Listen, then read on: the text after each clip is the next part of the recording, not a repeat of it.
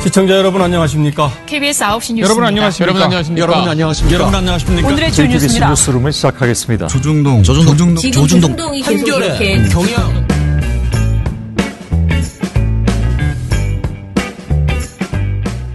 민원연의 미디어 탈곡기 704화를 시작하겠습니다. 예, 안녕하세요. 저는 언론 권력을 감시하는 시민단체 민주언론시민연합에서 사무처장으로 일하고 있는 김원경입니다. 정책팀장 이봉우입니다. 이정일입니다. 예, 오늘 토요일 방송인데요. 저희가 논평을 냈습니다. KBS 그 신임 보도국장 그 관련된 내용들 출입처 제도 폐지 논평을 냈어요. 그래서 저희가 목요일 날 굉장히 간단하게 미디어 스크랩에서 두서없이 얘기를 했는데요. 어찌됐든 민원연의 공식 논평이 나왔으니까 우리가 왜 KBS의 그 행태에 대해서 적극적으로 환영하고 기대를 하고 있는지에 대해서 좀 잘 정리된 이야기를 이봉우 팀장이랑 해보겠습니다. 시작할게요. 일상적으로 행해지고 있고 지금 현직 기자들이 다 용인하는 제도가 하나 있어요. 대한민국에만 있는 제도. 브리핑을 보도할 수 있게 하는데 실명 보도 다 돼요. 촬영을 못하게 해요. 그러니까 왜 그러는 거예요? 못 지켜요. 그러니까 자기 얼굴 나가는 건 싫다는 거지. 얼굴 나가고 그다음에 자기 발언이 이게 기록으로 남는 거, 영상 기록으로 남는 거에 대해서 검찰이나 고위 공직자들이 그런 거에 대한 거부감이 좀 있어요. 아니 근데 그런 거부감이 있더라도 예를 들어서 기자단에서 원칙을 정해가지고 이거는 앞으로 안 그러면 우리는 앞으로 그렇게 하면 우리는 안 들어가겠다. 그렇죠. 그런 식으로 원칙을 정해서 해야 되는데 그걸 왜 안 하느냐는 그게 거야. 이제 출입 기자 제도의 폐해 중에 하나죠. 기자실 문화의 어떤 폐해죠. 그러니까 이게 출입 기자단이라는 게 도대체 보도를 하자는 출입 기자단인지 서로 보조를 맞춰서 일정 수준 이하로 보도하자는 기자단인지 내가 알 수가 없어. 민원연 논평 출입처 특집. 어디서 눈치를 살살 보면. 자, 엄경철 그 KBS 보도본부 이제 보도국장이 되셨죠. 통합뉴스룸 국장께서 출입처 제도 폐지를 하겠다라고 선언을 했습니다. 그리고 이제 KBS 보도국이 이런 언급장에 대해서 신임을 표했죠. 민원연은 아무튼간에 굉장히 이 시도가 환영할 만한 일이다, 기대한다라는 것이고요. 그리고 KBS 이외에 다른 언론에서도 좀 이런 변화들이 있었으면 좋겠다라고 생각을 합니다. 자, 출입처 제도의 문제를 다시 한번 쭉 짚어봅시다. 네, 엄경철 신임 KBS 보도국장 누군지 다 아시나요? 우리는 다 얘기했어요. 네, 알만한 사람은 다 알 겁니다. 네. 엄경철 앵커입니다. 앵커. 현재 뉴스국 앵커죠. 이분이 이제 출입처 제도 폐지를 선언한 것인데 그러면 출입처 제도가 뭐냐? 무슨 문제가 있냐? 아마 요새 언론에 대한 관심이 그 어느 때보다 높은 시대가 돼서 아마 대부분의 우리 청취자 여러분들도 들어보긴 하셨을 거예요. 네네. 뭔지 대충 아실 거예요. 네. 기자들 어디 이렇게 기자실에 모여가지고 쓰는데 요 정도로 알고 계실 겁니다. 그게 맞습니다. 네. 이게 한국 언론의 역사가 시작될 때 같이 시작된 관행이래요. 일제시대부터. 일제시대에도 우리나라가 아무리 그 총독부 기관지라고 해도 언론이 있었잖아요. 매일신보 이런 거. 그때부터 이 제도가 있었다고 합니다. 그때부터. 그래서 제가 좀 세련된 용어로 풀어드리자면 검찰, 정부 부처와 같은 기관 그리고 기업들이 기자실을 별도로 만들어서 기자들을 관리하고 해당 기관이나 기업의 담당 기자들은 그 기자실에 출입하면서 기사를 생산하는 시스템입니다. 이렇게 그냥 개념만 들으면 아무 문제 없어 보이죠? 근데 네. 기사를 생산한다고 하기에는 너무 출입처에서 그냥 주는 거를 그냥 갖다 쓰는 정도 아닌가요? 그렇습니다. 네. 지금 제가 개념 아주 건조한 순수한 개념만 말씀드렸을 때는 아무 문제가 없어 보이는데 문제는 우리 한국의 역사가 여기 언론 역사가 오래되면서 50년, 60년 넘어가면서 방금 이 PD님께서 말씀하신 것처럼 변질이 돼버렸다는 거죠. 근데 변질됐다기보다는 애초에 그렇게 이용이 됐습니다. 생각해보세요. 일제시대 때 총독부 기관지에 불과한 언론사들, 기자들을 한데 이렇게 기자실이라는 걸 만들어서 모아놓은 이유가 뭘까요? 관리하기 위해서겠죠. 통제하기 위해서겠죠. 그리고 총독부가 내는 자료만, 보도자료만 보도할 수 있도록. 왜냐하면은 기자들을 예를 들어서 예전에 노무현 정부 때 시도했던 브리핑룸으로 한다고 생각해 보세요. 그러면은 출입 기자단이라는 게 없어요. 브리핑룸에서 기관의 공보 담당자가 와서 뭔가 발표하거나 하면은 그 누구나 들어올 수 있는 거예요. 그렇죠. 그럼 관리가 어렵죠. 예, 근데 제가 말씀드린 대로 현행 출입처 제도는 출입 기자단이라고 해서 투표까지 해요. 들어올지 말지. 그래서 못 들어가는 기자들 되게 많습니다. 기자단끼리 그냥 투표를 해서 예. 새로운 저 매체를 넣어줄까 말까. 그렇습니다. 그리고 그 해당 기관의 출입 기자, 출입처 기사 그 언론사가 되기 위해서는 또 일정한 자격 조건도 있습니다. 자격 조건 뭐죠? 뭐 기사를 이 해당 기관에 대해서 무슨 어떤 어느 정도의 양의 기사를 뭐 몇 개 1년에 몇 개 생산했을 것 뭐 이런 식의 기준들이 있어요. 이게 법이 아닙니다.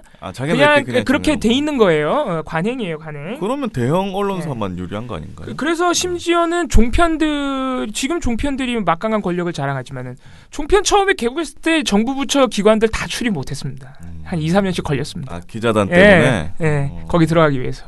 그렇다는 거죠. 아무튼 그 정도로 이게 폐쇄적인 조직이었어요, 처음부터. 그런데 뭐 만약에 그렇다고 해도 언론사들이 또는 언론인들이 별 문제 없이 보도를 열심히 해왔으면 딱히 문제가 터지지 않을 텐데 이 구조적인 문제와 더불어서 그동안의 언론인들의 관행이 이 제도를 이제는 수명이 다하게 만들어버린 것이죠. 아까 기자님 말씀하신 대로 대부분의 현재 우리 언론이 나타내고 있는 문제점들은 다 이 출입처 제도에서 기인합니다, 사실상. 정부 부처, 검찰 등 권력기관에서 내놓은 보도자료를 그대로 받아 쓰는 관행. 심지어는 그 기관들의 일방적인 입장을 진실인 것처럼 전제하고 단독을 붙여 보도하는 행태. 맥락과 관점이 없이 그러한 기관들, 정당들, 기업들의 입장만 쭉 나열하다 보니까 언론사가 엄청 많은데 보도 내용에 차이가 없는 보도 관행. 권력기관과 언론의 부적절한 유착관계. 비출입 기자를 배제해서 일종의 패거리를 형성하는 출입처 기자들의 권위주의 문화, 폐쇄성 문화 이런 것들이죠. 네. 이 폐쇄성, 기자단의 폐쇄성에 대해서 우리가 작년에도 하나 사건을 겪었죠. 오마이뉴스가 이재용 부회장 재판 결과 판결문을 보도했다가 엠바고 출입처 기자단 사이에 엠바고로 어겼다 그래가지고 1년 출입 정지를 당했어요. 이 그 대표적인 사례입니다. 국민의 알 권리보다 자신들의 어떤 커뮤니케이션, 자신들의 커뮤니티가 정한 룰이 훨씬 더 중요하다는 거죠. 기자단 룰이 훨씬 더 중요하다. 단적으로 보여준 예입니다. 작년에 이 사건이 좀 더 많이 알려지길 원해서 저희가 막 상도 드리고 많이 했는데 사실 조국 사태가 터지면서 훨씬 더 이런 문제들이 더 많이 알려진 것 같아요. 아무튼 그렇다면은 이렇게 많은 문제점들이 사실 이번 조국 사태가 아니어도 오랫동안 지적이 됐습니다.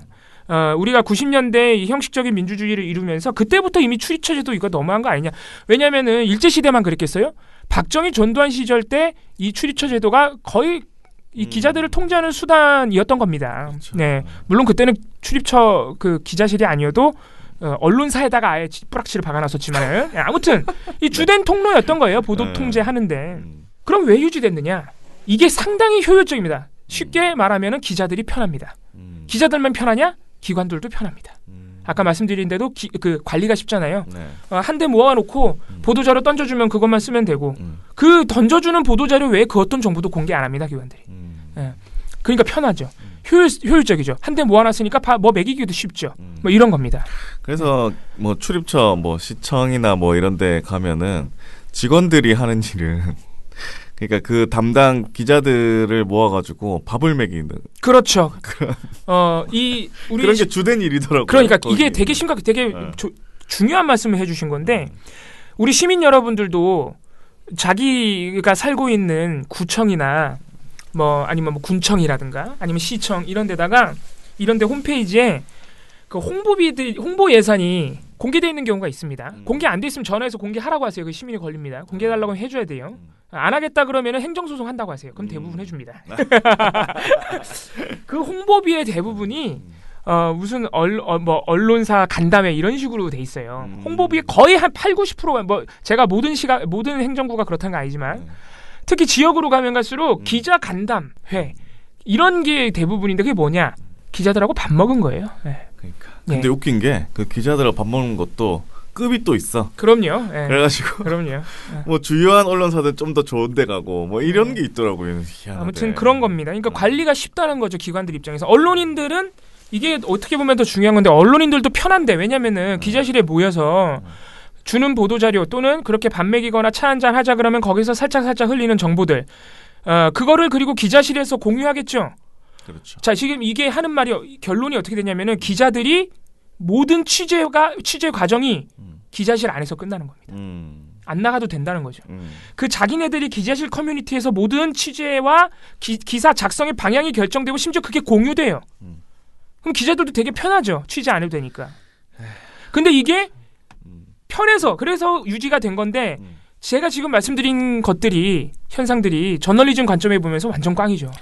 그러면 그냥 거기서 던져주는 거 그냥 발표할 거면 그렇죠. 예. 사실 언론이 아니잖아요. 그렇죠. 언론의 기능인가 네. 그게? 네. 지금 많은 시민 여러분들이 최근 1년의 사태를 겪으면서 언론 개혁해야 된다. 언론 보도 너무 문제 있다. 느끼신 거를 좀 정확하게 우리가 이렇게 조목조목 따져보면은 이런 문제점들이라는 거예요. 그러니까 언론이라고 이름은 써놓고 그냥 기관의 홍보지로 전락해버리는 네. 거잖아요. 그래서 최근에는 이걸 발표 저널리즘이다. 피의 사실 공표 저널리즘입니다. 이런 비아냥이 있습니다. 발표 저널리즘은 말 그대로 기관과 기업이 발표하는 걸 받아 적는 저널리즘. 피의 사실 공표 저널리즘은 검찰의 입장을 받아 적는 저널리즘이죠. 그래서 이게 저널리즘 입장에서 보면은 이미 이 출입처 제도의 시대는 끝났어요. 왜냐면은 그렇게 되면서 최근의 사태들에서 어떤 일이 발생합니까? 시민들, 유튜버들이 취재해온 것보다 못한 뉴스들이 많죠. 언론사들이 못 따라가는 상황이 발생했어요. 예, 뭐 제가 뭐 유튜버 이름까지 말 안 하겠지만 정경심 교수 저 구속영장 구속 심사할 때 그때 한 유튜버가 당시 현장 심사하는 현장을 직접 참관을 한 다음에 방송을 하나 냈는데 그게 아무 언론사도 보도하지 않았던 내용이었죠. 예. 그런 식으로 시민의 저널리즘을 기성 언론 돈과 시설과 인력이 훨씬 많은 기성 언론이 한 명의 시민을 못 따라가는 현상이 발생한 겁니다. 못 따라간 게 아니고 안 한 거 둘 아닐까? 다라고 봅니다. 예, 둘 다라고 봅니다. 알지만 안 하고. 예, 이게 안 한다고 생각하면 이게 우리 어떤 우려가 드느냐? 하도 이 출입처 제도를 통해서 의존하다 보니까 기관과 기업이 주는 자료에 의존하다 보니까 기자들의 역량이 완전히 붕괴된 것 아니냐 이런 우려로 가는 것이죠. 예, 지금 그런 우려가 실제로 많이 나오고 있습니다. 그리고 이 모든 문제점들의 근본적인 원인은 어디 있다? 출입처 제도에 있다. 이게 제가 하는 주장이 아닙니다. 오랫동안 지적돼왔던 문제입니다. 언론계에서. 언론인들도 자각을 했던 문제고 학자들도 자각을 했던 문제입니다. 그러면은 좋다. 출입처 KBS 신임 보도국장이 출입처 폐지하겠다 그러는데 그럼 만약 기관들이 계속 그 제도를 고집하면 언론사들은 그럼 어떡하냐. 정보가 없는데. 정보 공개 안 하는데. KBS 신임 보도국장이 이런 대안을 내놨습니다. 출입처 제도를 폐지하고 시민의 삶 속으로 시민사회 속으로 카메라 앵글이 향하기 위해 모든 부서에 주제 이슈 중심의 취재 시스템을 마련하겠다. 통합 뉴스룸 취재 기능의 절반 이상을 탐사 및 기획 취재로 바꾸겠다. 이겁니다. 예, 이거예요. 자, 출입처 출입 안 하면서 좋은 보도 내는 데들 있어요. 출입처 안 가면은 뭐 지금 안 될 것처럼 어떤 보도도 할 수 없을 것처럼 지금 실제로 엄경철 보도국장의 선언이 나온 다음에 언론계에서 우려가 많이 나옵니다. 언론인들이 심지어 KBS 안에서도. 그런데 우리 생각해봐요. 뉴스타파 출입처 신경 안 씁니다. 그렇죠. 지금 엄경철 보도국장이 공약한 대로 취재 기능의 대부분을 탐사 및 기획으로 바꾼 다음에 하나의 이슈를 2, 3년 동안 보도해버리죠. 단독 경쟁, 속보 경쟁 안 합니다. 출입처 드나들지 않습니다. 필요할 땐 가겠죠. 그렇죠. 네. 필요할 때만 가고 보통에는 그렇게 안 한단 말입니다.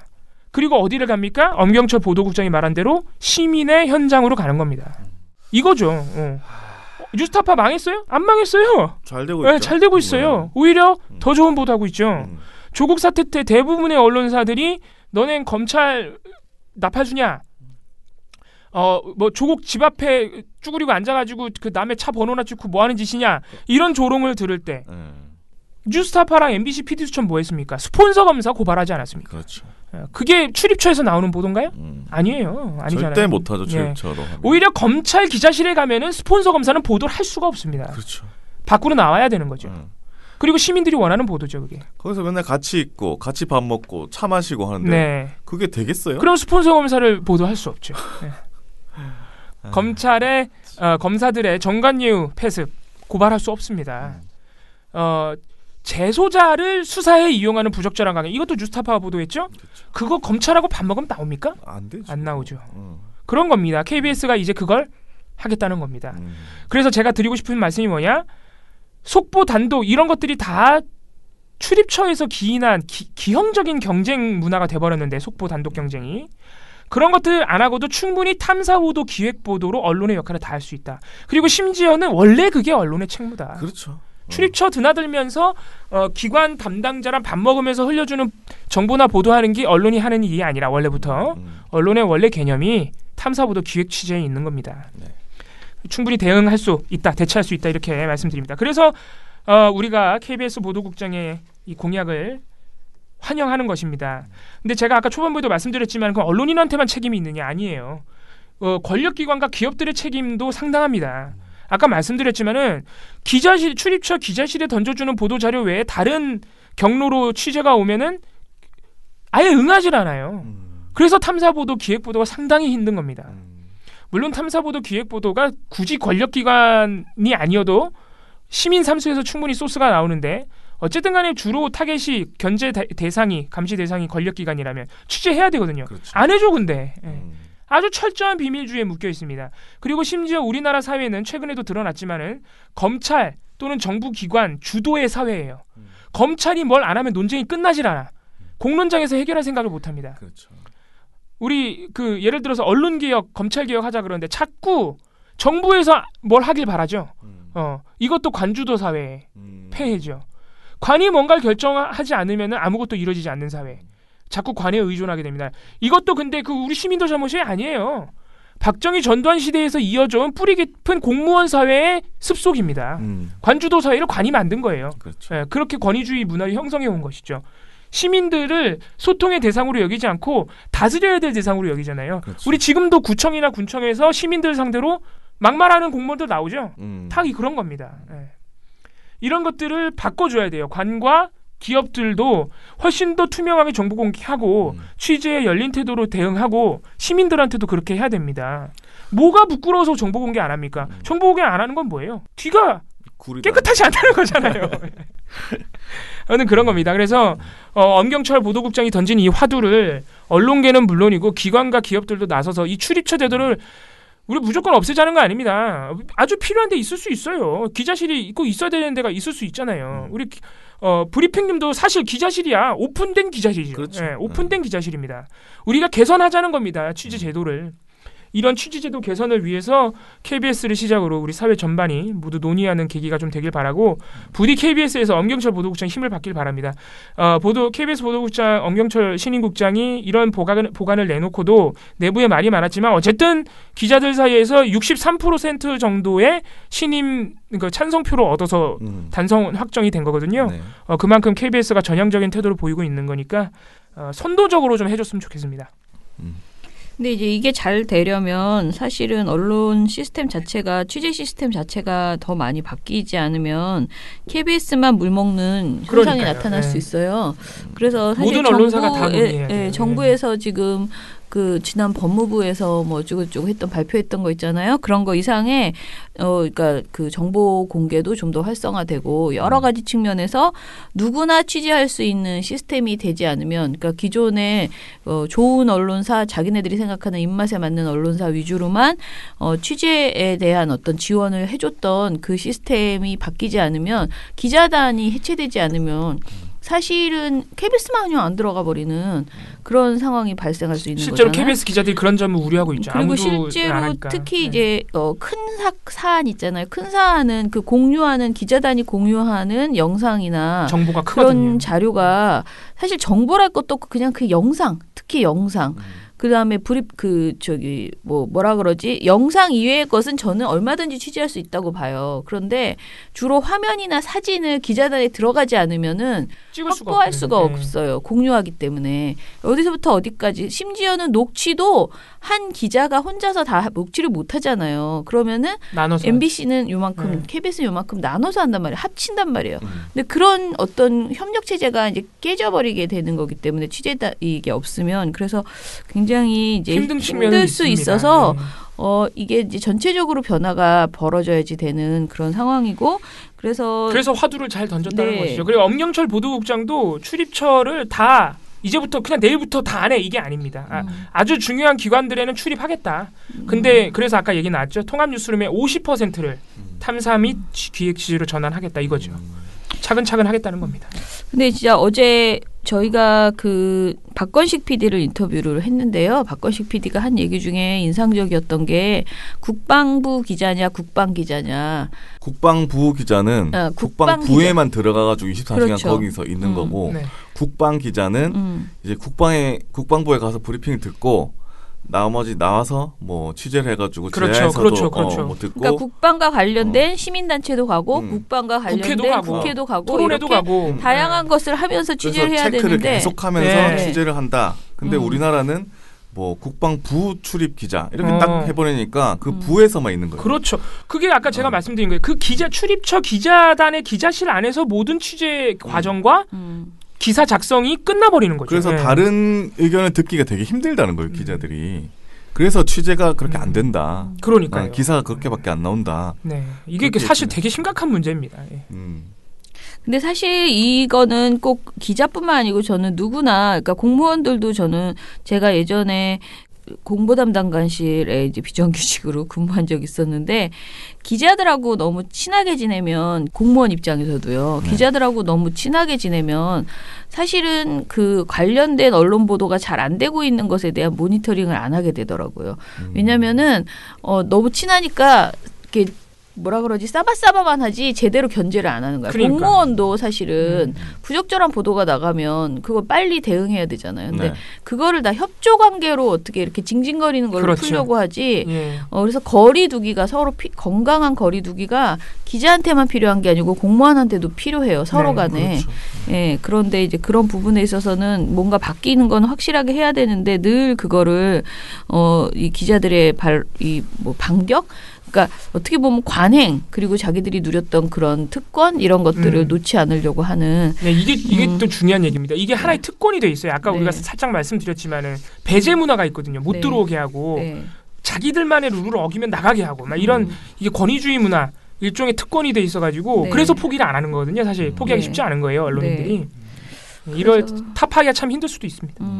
근데 웃긴 거는 네. 공무원들이 약간 이중적인 마인드가 있어요. 뭐가 있냐면 기자들이 내가 흘려주는 거 다 잘 쓰네? 그렇게 하면 좋아할 것 같죠. 좋아하긴 좋아하는데 뒤에서는 무시합니다. 저거 내가 주는 것밖에 못 써. 그렇죠. 제 실력 없어. 네. 그렇게 됩니다. 네. 근데 만약에 그거 말고 다른 데로 취재 딱 해버리고 딱 기사가 딱 내버리잖아요. 그럼 겁먹지 공무원이 않을까요? 네. 긴장해요. 그렇죠. 긴장하고 겁먹죠. 아, 아니 그러라고 언론이 있는 건데.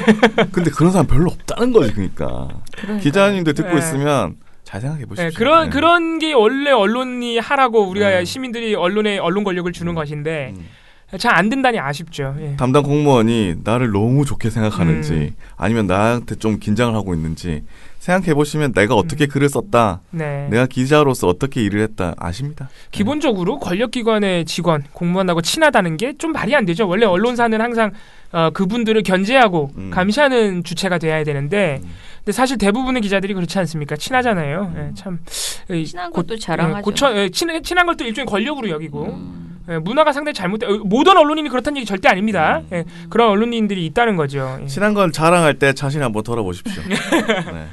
예, 아무튼 엄경철 보도국장의 이번 선언이 진짜 좀 이제 공론화가 되는 방향으로 갔으면 좋겠습니다. KBS가 하면 근데 느낌이 달라요. 이게 언론인들이 먼저 이렇게 시작하잖아요. 그러면 이게 뭐 언론 자유 침해 논란이 일지도 않을 거고 왜냐하면 정부가 뭐 하라는 것도 아니니까. 그렇죠. 이렇게 언론인들이 먼저 해주면 아무 문제 없이 우리가 언론 개혁을 공론화할 수 있습니다. 진짜 엄경철 보도국장이 제 장한 일 했습니다. 네. 자, 그러면은 잘 되기를 바라고 저희 방송 이것으로 마무리하겠습니다. 내일은 책 읽기로 찾아뵐게요. 민원연의 미디어 탈국기는 내일도 열심히 털어드리겠습니다. 탈탈탈 안녕. 네, 오늘 뉴스데스크 마치겠습니다. 청년에게 꿈과 희망을 채널 A가 함께합니다. KBS 9 뉴스 오늘 순서 모두 마치겠습니다. SBS는 앞으로도 내일 끝까지 뵙겠습니다. 파헤치겠습니다. 고맙습니다. 오늘 8시 뉴스 모두 여기서 마치겠습니다. 시청해주셔서 고맙습니다. 뉴스팔 여기서 마치겠습니다. 저희들은 내일도 최선을 다하겠습니다. 여러분 고맙습니다. 탈탈탈 안녕.